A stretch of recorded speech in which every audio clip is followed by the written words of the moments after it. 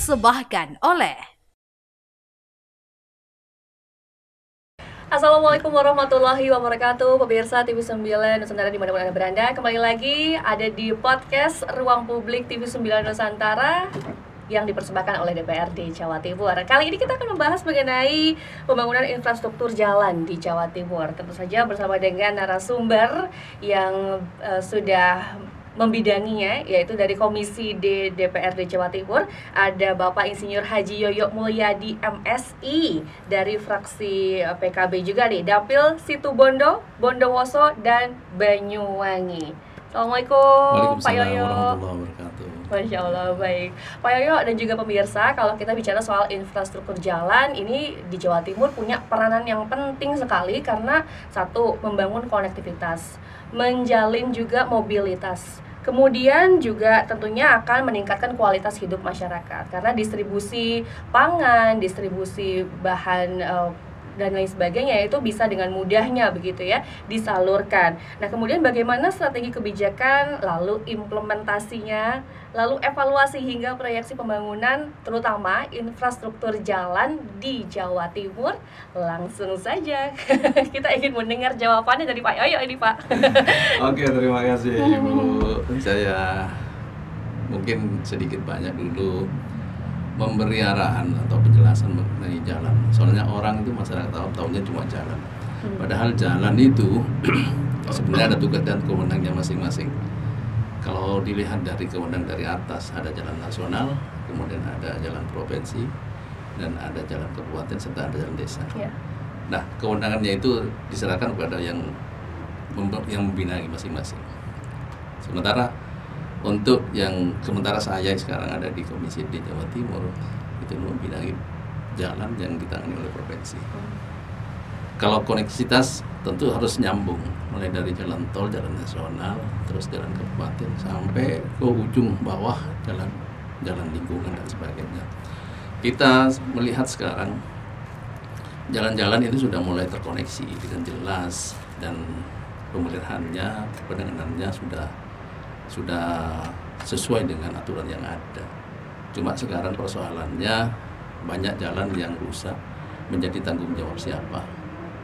Sekarang yang ada di Jawa Timur tentunya mulai dari koneksitas keluarnya dari jalan tol itu, kan ada jalan tol itu keluarnya sampai di jalan nasional, ada yang keluarnya dari jalan tol itu sampai jalan provinsi. Nah, di kabupaten saya terutama di mana di dapil saya itu Situbondo, Bondowoso, Banyuwangi. Jalan tol yang ada sekarang itu sampai daerah Subo, daerah Besuki. Ya. Nah, itu exitnya keluar di jalan nasional dan diterima di jalan provinsi.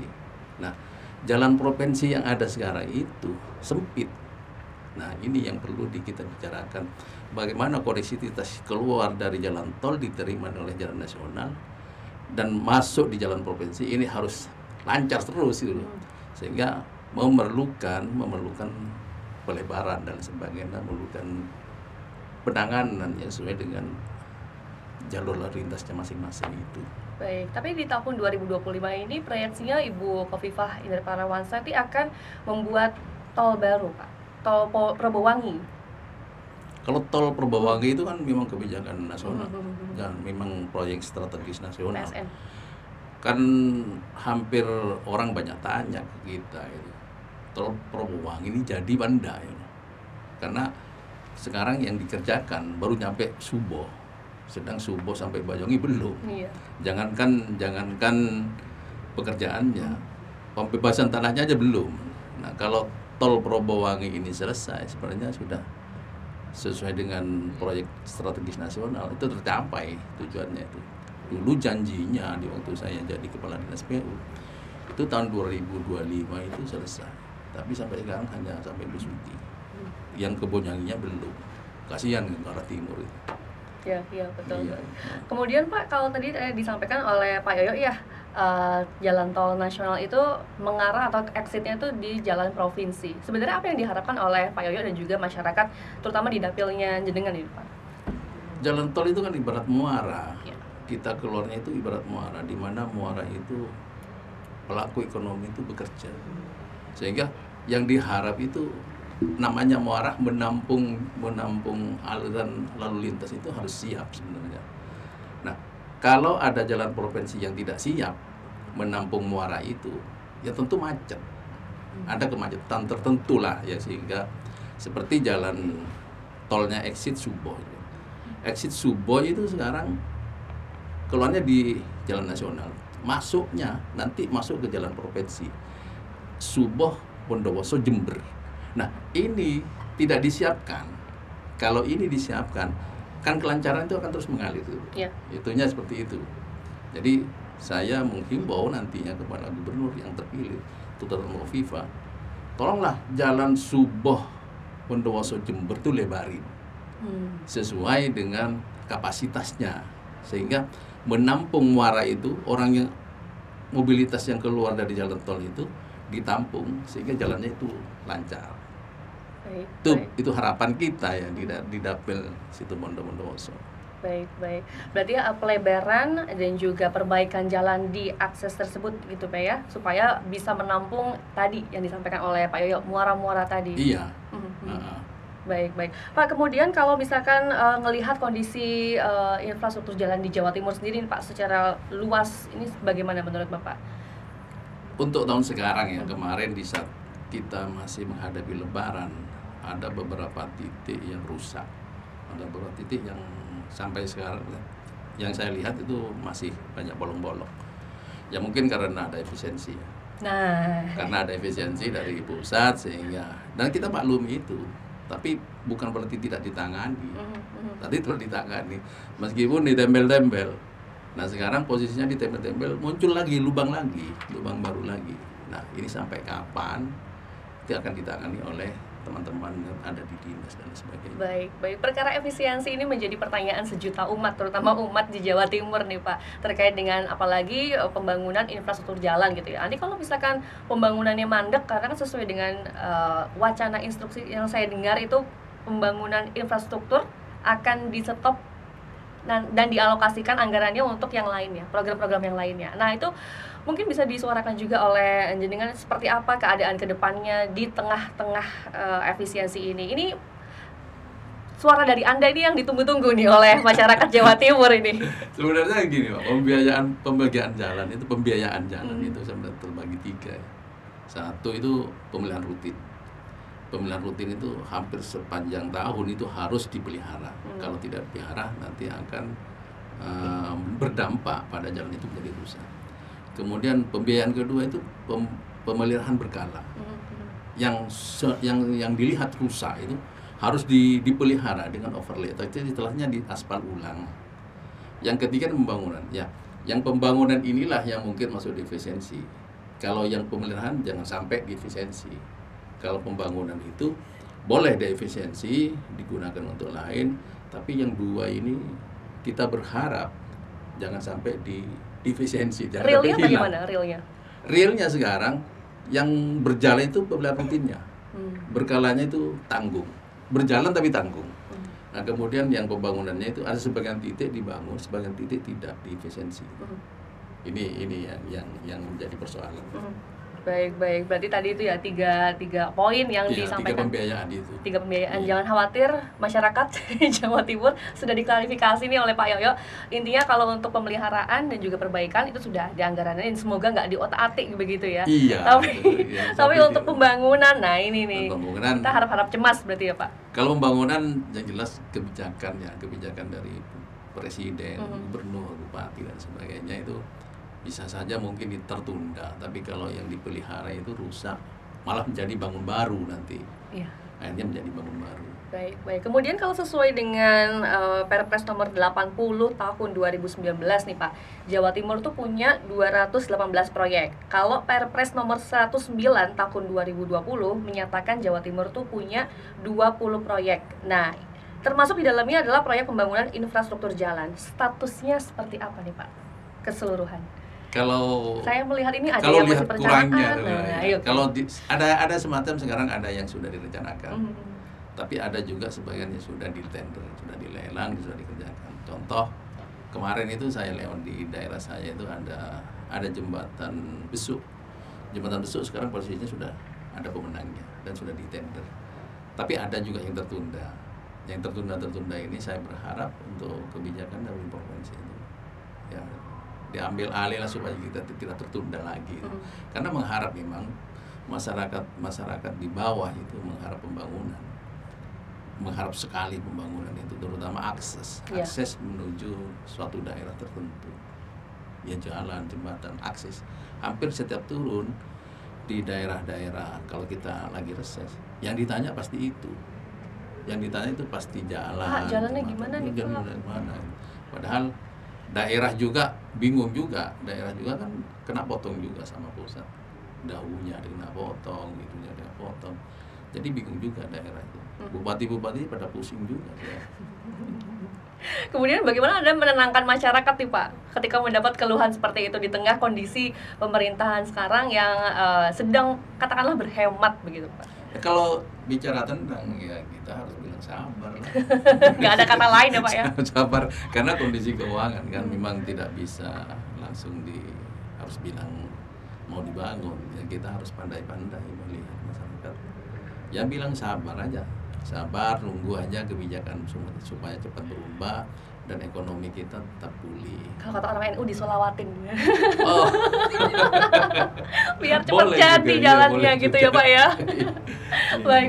Tapi kan di triwulan pertama ini pertumbuhan ekonomi Jawa Timur bagus Pak, 5%. Ini harusnya kan nggak masalah sebenarnya kalau misalkan jenengan memberikan usulan kepada pemerintah daerah Provinsi Jawa Timur untuk ayo segera dibangun nih jalan-jalan di dapil saya nih. Pertumbuhan ekonominya memang bagus. Dari sektor apa dulu? Pangan. Nah, dari sektor pangan, pengolahan dari perdagangan, dari pertanian, itu kan sektornya itu. Iya. Tapi untuk mengangkut 3 sektor ini kan butuh jalan, betul. Butuh jembatan, butuh ini. Nah, kalau pertumbuhan ekonomi tidak didukung oleh 2 ini susah juga nanti. Karena sektor itu yang paling bagus itu, yang saya lihat ya, yang kita tahu ya sektor itu yang paling bagus. Nah, kita pendukungnya ini yang penting. Bagaimana sekarang seperti jalan nasional dari Besuki sampai Probolinggo itu biasanya kita hanya setengah jam, ini menjadi 1 jam karena misalnya itu. Nah, kan ini sudah agak bocor lah, ekonomi agak bocor. Biasanya kita habis bensin 10 liter itu bisa 20 liter.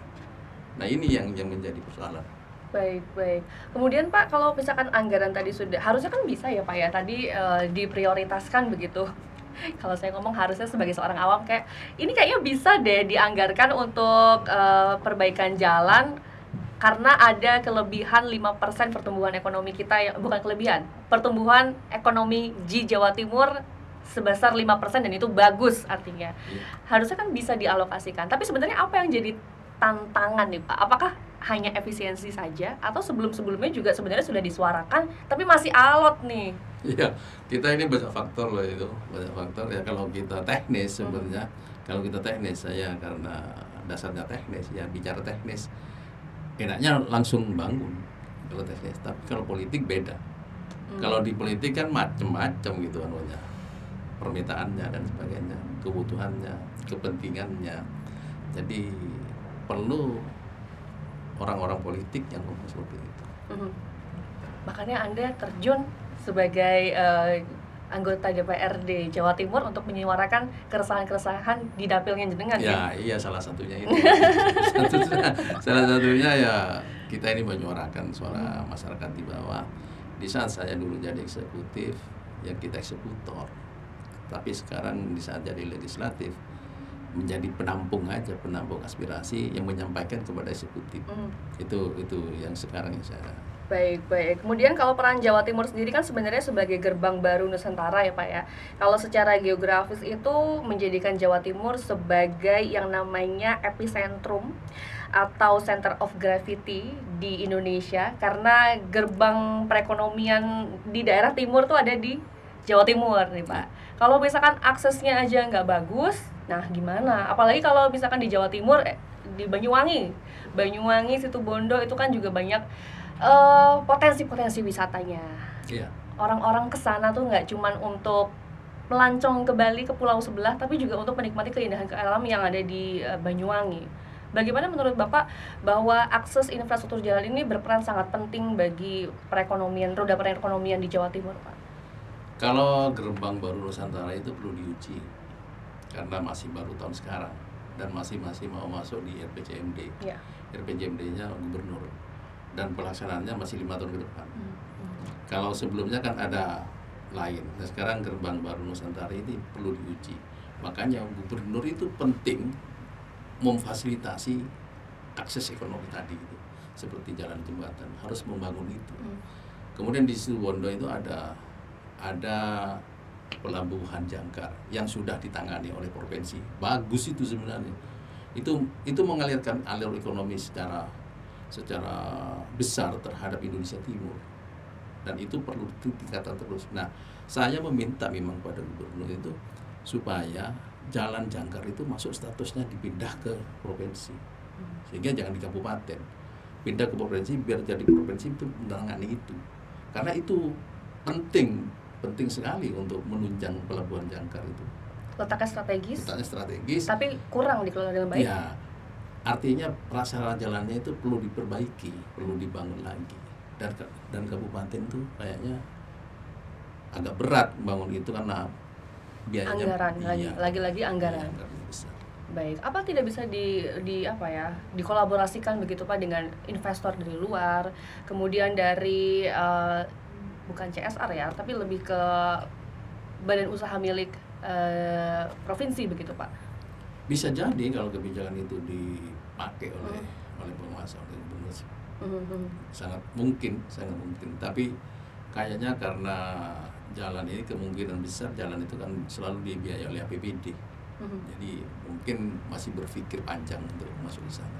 Baik, salah satu infrastruktur di Indonesia tuh yang masif banget dibangun, apalagi di Jawa Timur itu adalah jalan tol. Memang kita tidak bisa memungkiri ya Pak ya, jalan tol tuh mempermudah banget masyarakat Jawa Timur. Tapi kan ada pekerjaan lain begitu Pak, selain jalan tol tadi ada jembatan, jalan arteri juga dan lain sebagainya yang perlu diperhatikan juga gitu. Kalau di Jawa Timur sendiri gimana Pak? Statusnya ini seperti apa? Saya juga waktu 2010 itu ikut nyurvei jalan tol, mulai dari Keraksan itu sampai ke Banyuwangi, ikut andil nyurvei. Dan bahkan titik-titik exitnya itu sudah kita tahu. Cuma pelaksanaan pembangunannya itu sampai sekarang masih sampai dengan Besuki. Diharapkan oleh masyarakat sebelah timur, terutama Situbondo, Asem Bagus, Banyuwangi terutama itu, jalan tol itu bisa dilanjut secepat mungkin. Tapi tanda-tandanya belum. Tanda-tandanya ini masih belum. Karena saya lihat di masyarakat itu masih banyak tanya, kapan pembebasannya, kapan pembebasan tanahnya. Artinya kan ada bagian pembebasan tanah yang belum dikerjakan. Jadi jangankan bangun jalan tolnya, membebaskan tanahnya itu belum, masih banyak yang tanya. Nah, mudah-mudahan dengan podcast ini bisa didengar oleh seluruhnya. Baik. Kondisi di lapangannya seperti apa sih Pak sebenarnya Pak? Tadi kan sudah disampaikan jalan rusak dan perlu adanya perbaikan, pelebaran jalan juga. Tapi selain itu apa lagi Pak kondisi lapangan yang real ini supaya akses konektivitas masyarakat Jawa Timur ini bisa melaju dengan baik lagi? Ya kalau dilihat dari kondisi yang nyata ya, nyata itu ya berjalan apa adanya. Tidak digenjot, tidak ditekan supaya cepat. Dibiarin aja, berjalan apa adanya lah. Ya kalau ada pemeliharaan rutinnya dikerjakan pemeliharaan rutinnya. Ya kalau ada pembangunannya ada dipotong lagi. Kalau ada pembangunan berkalanya ya hanya dikerjakan berkalanya. Bagaimana caranya mendorong cepat supaya cepat? Nah ini belum ada tanda-tanda. Dengan podcast ini Pak?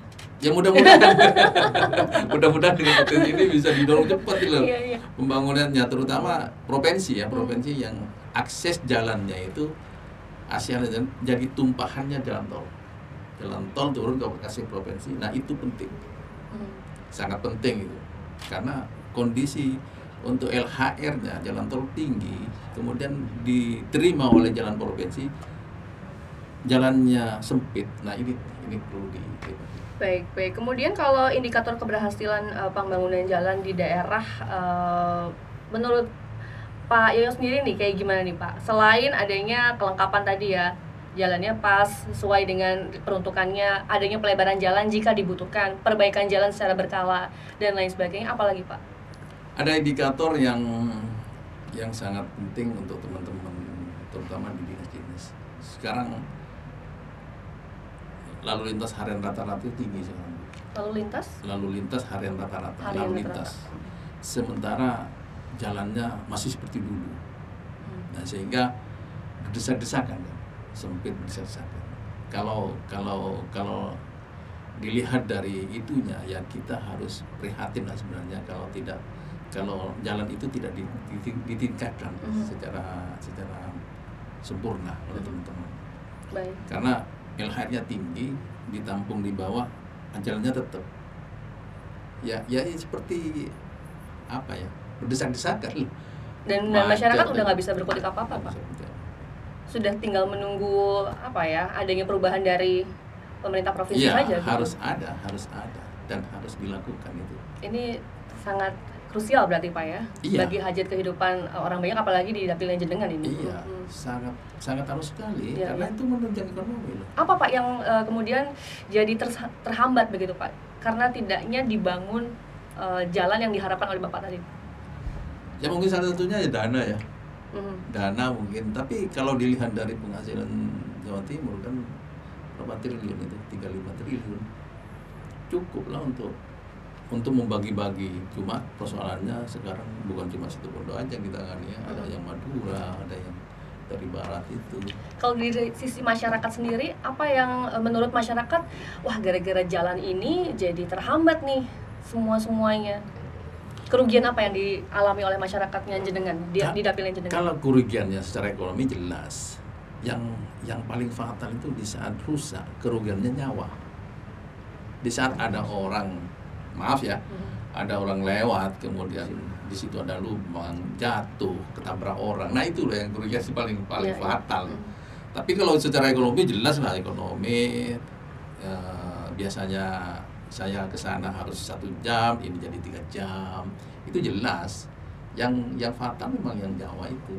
Di saat ada jalan rusak, kemudian tidak segera ditangani, kemudian masyarakat yang lewat itu jatuh, ketabrak bis dan sebagainya, itulah persoalan. Nah, jenengan sebagai seorang anggota DPRD Jawa Timur ini kemudian melihat fungsinya kan adalah untuk memberikan pengawasan kepada proyek-proyek pembangunan jalan, apalagi yang ada di Jawa Timur ini. Bagaimana kemudian jenengan ini mengawasi proyek-proyek strategis nasional yang ada di Jawa Timur satu, dan kemudian mengawal lagi proyek-proyek yang harusnya segera dibangun nih oleh Ibu Gubernur, tapi mandek karena satu dan lain hal. Beberapa tahun lalu saya dengan teman-teman itu memberi fresh pemikiran kepada Komisi D. Kita harus mengawasi mereka, dalam artian mengawasi dalam tanda petik, mengawasi benar ya, bukan mengawasi bagaimana kalau seandainya DPA-nya mereka itu diambil, dibaca apaan yang menjadi pekerjaan tahun sekarang. Dan itu sudah dilakukan oleh teman-teman, karena ide tahun ini? Iya, di tahun ini ide itu saya munculkan di Komisi D, karena kita sebagai pengawas kan harus tahu apa yang dikerjakan oleh OPD masing-masing. Kalau tidak tahu oleh OPD, ya kita ngawasi apa. Akhirnya saya mengusulkan kepada ketua, gimana kalau DPA-nya itu diambil, diminta, dibaca, sehingga kita masing-masing dapil itu bisa mengawasi mereka. Pekerjaan ini sampai di mana, penyerapannya sampai di mana, dan faktornya apa yang menjadi hambatan itu. Dan itu sudah dilakukan sekarang. Hasilnya sekarang setiap kali ada pertemuan dengan mereka sudah mulai sinkron dengan kita. Yang misalkan seperti ini, ada pekerjaan di Bondowoso. Nah, kita diberitahu, Pak, ini sudah ada pekerjaan di Bondowoso. Dan sekarang sudah mulai start. Sekarang seperti ini. Sekarang sosialisasi dan sebagainya. Sudah mulai ini jalan. Berarti ini masuk RPJMD? Bukan RPJMD. Nggak masuk situ? Nggak masuk. Karena DPA itu kan tiap tahun. Daftar proyek itu di tiap tahun. Saya cuma melihat itu. Oh, di sini ada pekerjaan ini. Tolong dapilnya awasi ini. Dapilnya. Sehingga pekerjaannya itu menjadi benar-benar kita awasi benar, dalam artian mengawasi, jangan sampai pengawasan itu menjadi suatu, jangan dinilai suatu ngomong, tapi kita membantu mereka persoalan-persoalan yang ada di bawah. Dengan cara itu akhirnya bisa sedikit demi sedikit. Proyeksinya berapa lama Pak pengerjaannya itu akan tuntas nih dengan pengawasan yang seperti itu dari Komisi DPR di Jawa Kalau Timur? APBD itu biasanya sampai akhir tahun.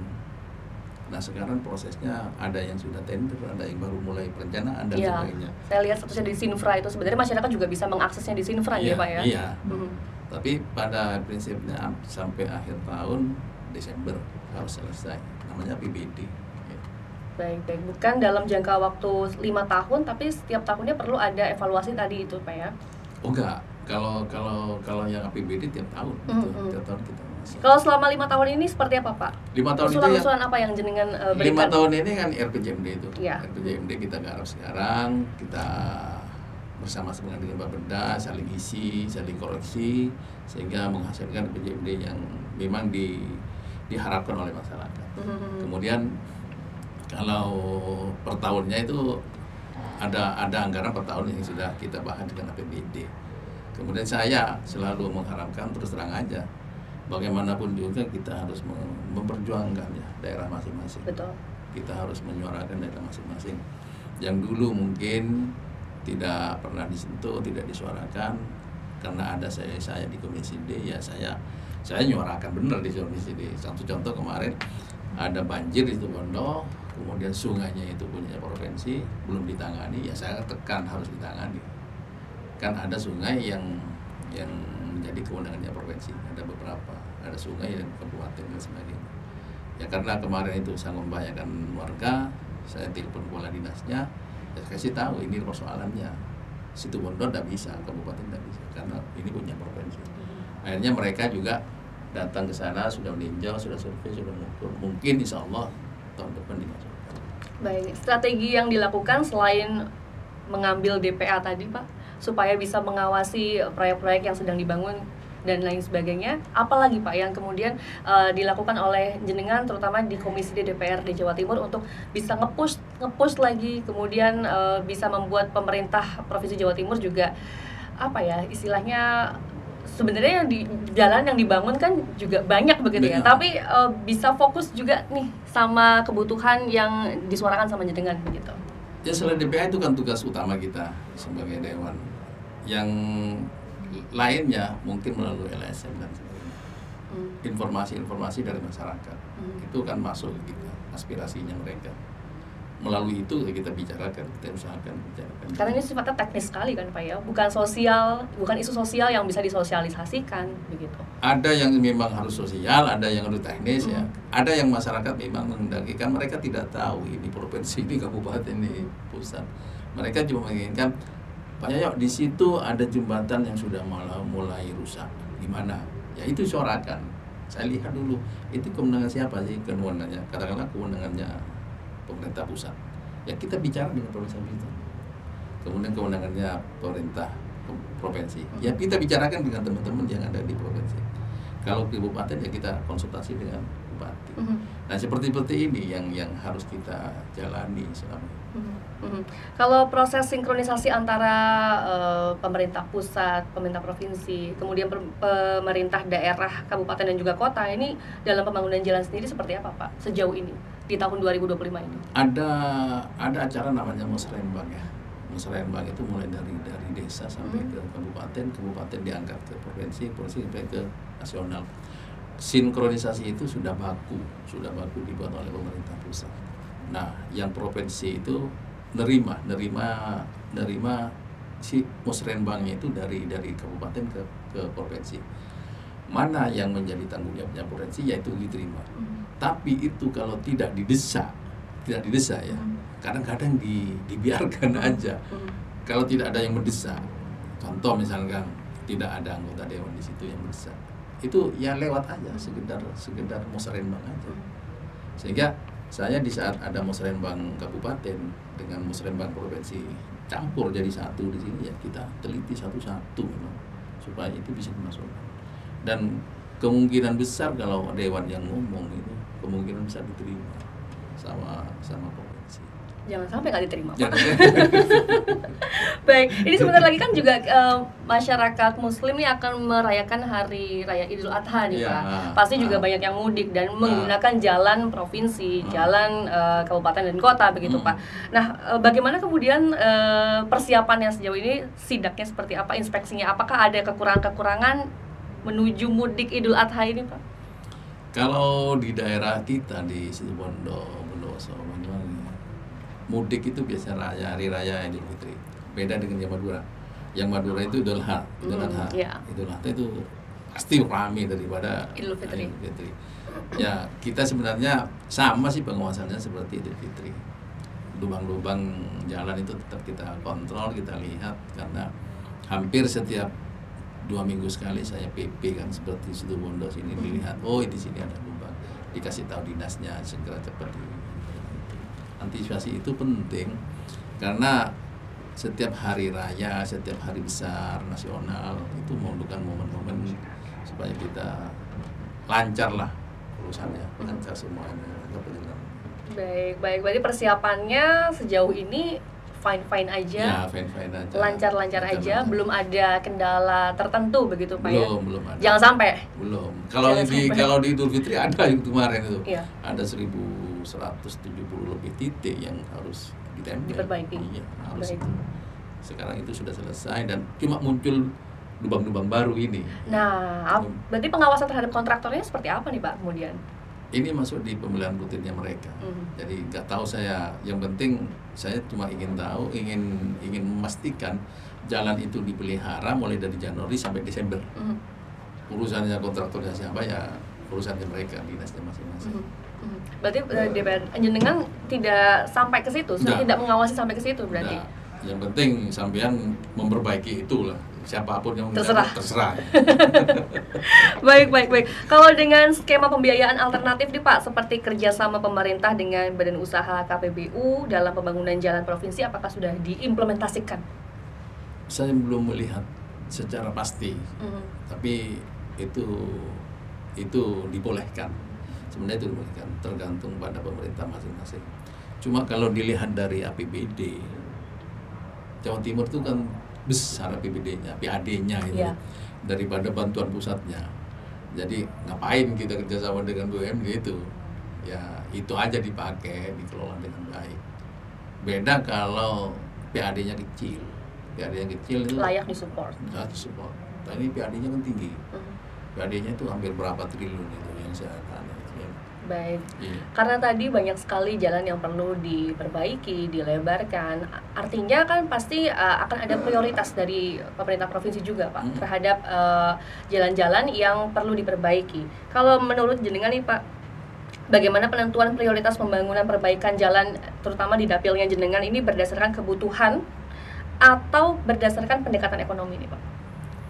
Ada 2 faktor ya memperbaiki itu.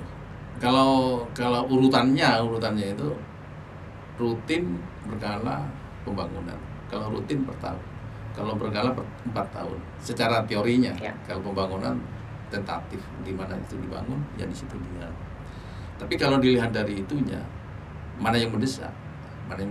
Kalau kebutuhan saya misalkan, ya saya memerlukan suara ya di titik A ya, tidak apa-apa. Yang 4 tahun dimajukan menjadi 1 tahun. Artinya tentatif. Tapi aturannya tidak seperti itu. Ya, Baik, kalau master plan sendiri, peta pembangunan jalan infrastruktur di Jawa Timur yang sedang dijalankan terutama di dapilnya jenengan, yang tadi sudah mulai berjalan.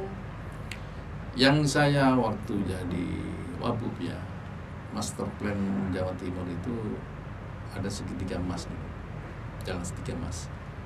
Jalan menuju Ijen, itu menghubungkan Ijen yang di atas Situbondo, Bondowoso, Banyuwangi, dan itu menjadi suatu dokumen.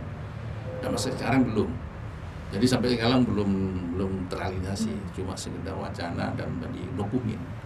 Nah kami mendesak itu segitiga emas Ijen itu Situbondo, Banyuwangi, Bondowoso itu terrealisasi, karena Ijen turunnya itu di Situbondo itu ke Jangkar. Kalbar Jangkar. Sementara ijen yang ke Bondowoso itu sudah bagus, ijen yang ke Banyuwangi sudah bagus. Tinggal ijen Situbondo yang belum terrealisasi. Kenapa itu, Pak? Banyak faktor mungkin. Lagi-lagi banyak faktor. Ya. Terutama ada faktor entah itu anggaran ataupun politik begitu ya. Baik, kalau gitu. Pak, kalau misalkan ngelihat banyak sekali tantangan yang dihadapi oleh jalan pembangunan infrastruktur jalan di Jawa Timur itu, Pak ya. Tadi disampaikan pembebasan lahan ternyata masih jadi evaluasi begitu. Terus gimana cara menanganinya kalau dari kaca atau perspektif jenengan ini, Pak, seharusnya pemerintah Provinsi Jawa Timur? Pertama ya mungkin gini loh. Pembebasan tanah itu start awal sebenarnya. Yang kemarin itu sudah dilakukan sampai dengan Sumber. Dari Sumber ke Timur belum dilakukan. Tergantung dari niat baiknya dari pemerintah pusat, ini jalan tol mau dilanjut atau tidak. Kalau mau dilanjutkan pasti ada pembebasan tanah. Tapi dilihat pembebasan tanah belum sampai sekarang. Artinya belum ada tanda-tanda dilanjut bandar. Ya mudah-mudahan tetap dilanjut oleh Bapak Presiden. Kita berharap Situbondo Surabaya itu 5 jam. Tapi kalau ada tol kan bisa jadi 2 jam. 2 jam setengah lah. Nah, itu kan secara ekonomi sangat efisiensi waktu. Baik. Terakhir Bapak, mungkin pesan yang akan disampaikan oleh yang terutama adalah pemerintah Provinsi Jawa Timur. Karena ini sepertinya Anda punya hajat yang mana menyuarakan keresahan masyarakat di dapilnya jenengan, terutama terkait dengan infrastruktur jalan. Satu, yang kedua, rakyat yang jenengan di dapil Situbondo, Banyuwangi dan juga Bondowoso ini, apa Pak pesannya untuk mereka? Ya bagi pemerintah, karena pemerintah ini ada pemerintahan, pemerintahan bersama-sama dengan Dewan. Kalau merencanakan sesuatu itu secara bersama-sama melalui musrenbang dan sebagainya, dan kita di Komisi D itu diikutkan dan kita terus terang aja masyarakat itu memberi aspirasinya kepada kita, tidak langsung kepada gubernur. Nah, kita sendiri sebagai politikus dan saya mantan birokrat, yang mudah-mudahan tidak sampai melanggar etapa-etapanya pembangunan. Semua etapa pembangunan itu diikuti dengan baik dan tidak loncat. Ada yang loncat soalnya kadang-kadang ini tidak ada atau ada. Nah, itu yang diharapkan kita tidak seperti itu. Kalau sampai kayak gitu disemprit sama Pak Yoyo nanti ya? Ya, kita agak suara kenceng lah. Baik, kalau begitu.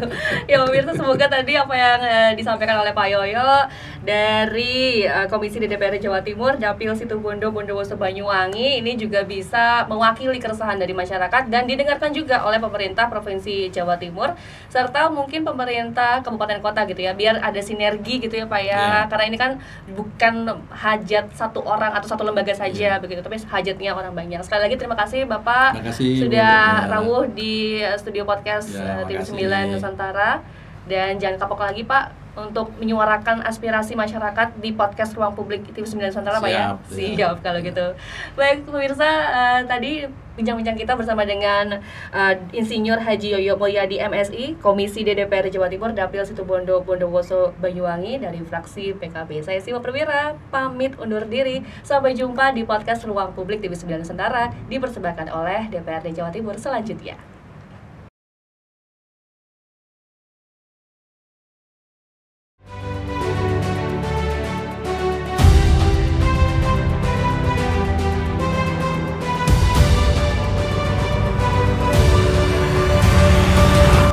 Acara ini dipersembahkan oleh